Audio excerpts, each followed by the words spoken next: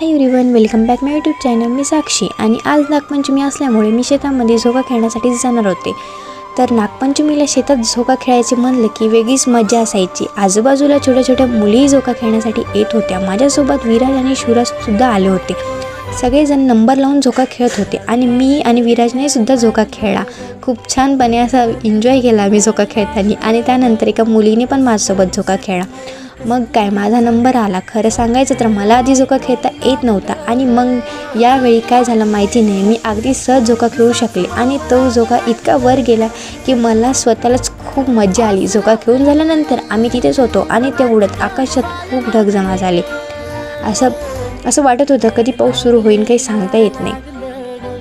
आल्या एका छोट्याशा झोपडीमध्ये जाऊन थांबलो कारण भिजायचं नव्हतं. तुम्ही बघू शकता बाहेर किती छान पाऊस पडत होता. त्या छोट्याशा झोपडीत थांबून पावसाचा तो क्षण एन्जॉय केला. असा होता माझा नागपंचमीचा दिवस.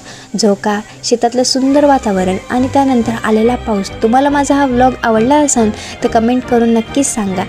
असे छान छान व्लॉग पाहायचे असतील तर माझ्या व्लॉगला लाईक करा आणि चॅनलला सबस्क्राईब केलं नसेल तर चॅनलला सबस्क्राईब करा. पुन्हा भेटूया अशाच एका नवीन ब्लॉगमध्ये.